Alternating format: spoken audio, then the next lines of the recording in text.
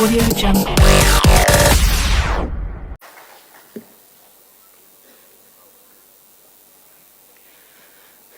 मंच पे मौजूद तेलंगाना के सम्मानित मुख्यमंत्री माननीय चंद्रशेखर राव जी, पंजाब के मुख्यमंत्री श्री भगवंत मान साहब, तेलंगाना के चीफ सेक्रेटरी साहब, पंजाब के चीफ सेक्रेटरी साहब, किसानों के नेता राकेश टिकैत साहब, तेलंगाना से आए हुए सभी मंत्रीगण, एमपीज़, एमएलएज़, सभी अधिकारीगण और हरियाणा और पंजाब से आए हुए उन सभी परिवारों को जिन्होंने गलवान घाटी में या किसान आंदोलन में अपनों को खोया है, आप सब लोगों को मेरा नमस्कार, आप सब लोगों को मेरा प्रणाम।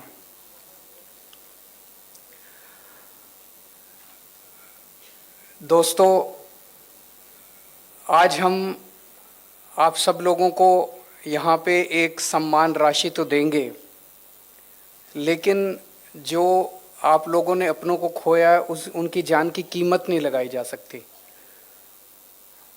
अगर अपना कोई चला जाता है उसकी कोई कीमत नहीं होती। आज इस सम्मान राशि को देने का केवल एक ही मकसद है। हम आप सब लोगों को ये कहना चाहते हैं कि पूरा देश आपके साथ है। हमें गर्व है उन लोगों पे जिन जवानों ने गलवान घाटी में शहादत दी, जिन किसानों ने देश के अंदर किसानी को बचाए रखने के लिए 1 साल तक संघर्ष किया और इस दौरान अपनी शहादत दी। ये आंदोलन पंजाब के किसानों का नहीं था, ये आंदोलन हरियाणा के किसानों का नहीं था, ये आंदोलन पूरे देश का था। इसीलिए इसी भावना के साथ आज तेलंगाना के मुख्यमंत्री साहब तेलंगाना से आप लोगों को एक एक सम्मान राशि देने के लिए आप सब लोगों के बीच में आए हैं। हम तेलंगाना के मुख्यमंत्री साहब का भी तहे दिल से शुक्रिया अदा करते हैं। पंजाब सरकार पहले ही उन सब परिवारों को सम्मान राशि के रूप में कुछ दे चुकी थी। आज तेलंगाना से आए हैं, ये दिखाता है कि सारा देश आपके साथ है। ये किसी एक राज्य या एक किसी वर्ग का आंदोलन नहीं था।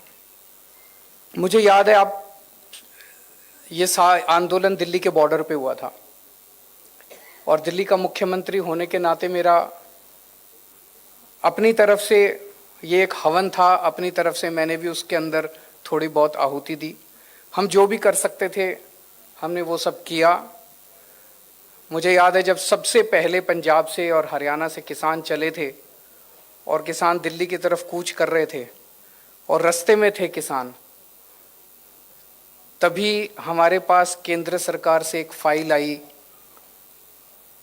कि भाई किसान दिल्ली की तरफ कूच कर रहे हैं, इन सभी किसानों को गिरफ्तार करने के लिए हमें दिल्ली के स्टेडियम जितने हैं उन सारे स्टेडियम को जेल बनाना है, ताकि जब किसान दिल्ली में एंटर करेंगे तो उनको सबको हम जेल में कैद कर लेंगे। क्योंकि जो मौजूदा जेल है वो तो इतनी बड़ी जेल नहीं थी कि इतने सारे किसानों को कैद किया जा सके। मैं भी आंदोलन से निकला हुआ हूँ, अन्ना आंदोलन से हम लोग निकले हुए हैं और अन्ना आंदोलन के समय हमारे साथ भी यही हुआ था कि अन्ना आंदोलन के समय जितने लोग रामलीला मैदान में जंतर मंतर पे आते थे उन सबको जब गिरफ्तार किया करती थी सरकारें तो जेलें छोटी पड़ जाती थी।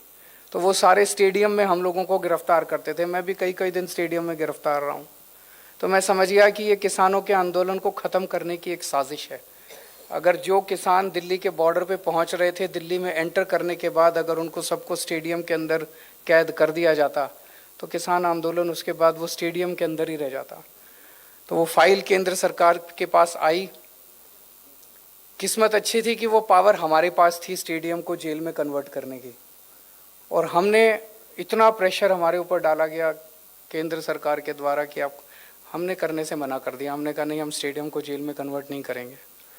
और उसके बाद इतनी ज़्यादा नाराज़ हुए सब लोग, लेकिन हम किसानों के साथ खड़े रहे। उसके बाद किसानों के लिए लंगर लगाने का, पानी का इंतजाम करने का, दिल्ली सरकार द्वारा टॉयलेट का इंतजाम करने का, तो इस पूरे हवन में मुझे खुशी होती है कि मुझे भी मौका मिला अपने किसान भाइयों को जो संघर्ष कर रहे थे उनकी सेवा करने का। जिस तरह से हम सेवा कर सकते थे हमने सेवा करने की कोशिश की। आज भी जब पंजाब के अंदर हमारी सरकार बनी है, आम आदमी पार्टी की सरकार बनी है, हमारी पूरी कोशिश है, हमारी सबसे पहली कोशिश है कि किस तरह से किसानों की आमदनी को बढ़ाया जाए। हम पूरी तरह से इस नतीजे पे पहुंचे हैं कि जब तक किसानों की आमदनी को नहीं बढ़ाया जाएगा, किसानों की आय को नहीं बढ़ाया जाएगा, किसान देश के अंदर हमेशा दुखी रहेगा, आत्महत्या करता रहेगा, कर्जे में डूबा रहेगा, घर में कोई बीमार हो जाएगा उसके लिए कर्जा लेगा और कर्जे की साइकिल के अंदर डूबा रहेगा और आत्महत्या करता रहेगा। मुझे बेहद खुशी है कि पंजाब के जो नए मुख्यमंत्री हैं मान साहब, ये भी किसानी के बैकग्राउंड से आते हैं और इसीलिए पिछले कुछ दिनों के अंदर इन्होंने जो निर्णय लिए, एक निर्णय लिया कि अभी जब तक अगली फसल नहीं उगाते तब तक एक मूंगी की फसल उगा लेते हैं और मूंगी के ऊपर पंजाब सरकार एमएसपी देगी।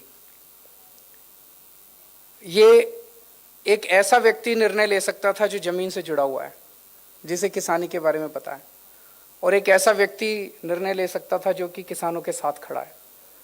ये पहले वाली सरकारें भी ले सकती थी, लेकिन मान साहब ने यह निर्णय लिया कि मूंगी के ऊपर एमएसपी दी जाएगी।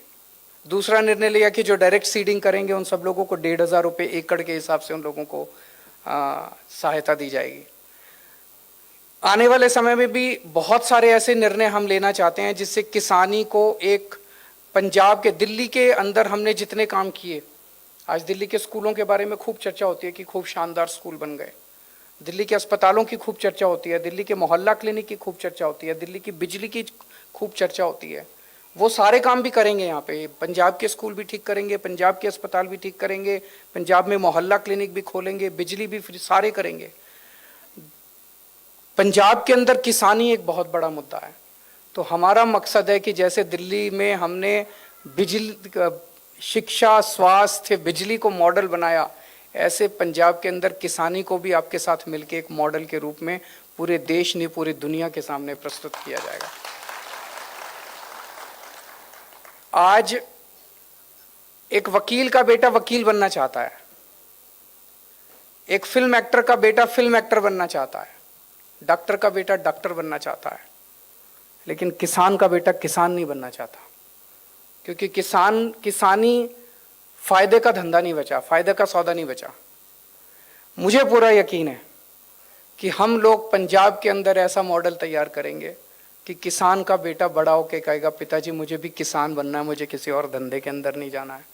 और मुझे पूरा विश्वास है कि पंजाब के 3-3.5 करोड़ लोगों के साथ मिलके हम ऐसे मॉडल को तैयार कर पाएंगे और ऐसे मॉडल को लागू कर पाएंगे। मैं ऊपर वाले से प्रार्थना करता हूँ कि जो जो लोग शहीद हुए उन सब लोगों को भगवान उनकी आत्मा को शांति दे, अपने चरणों में स्थान दे और आप सब लोगों को इस लॉस को बर्दाश्त करने की शक्ति दे। बहुत बहुत शुक्रिया।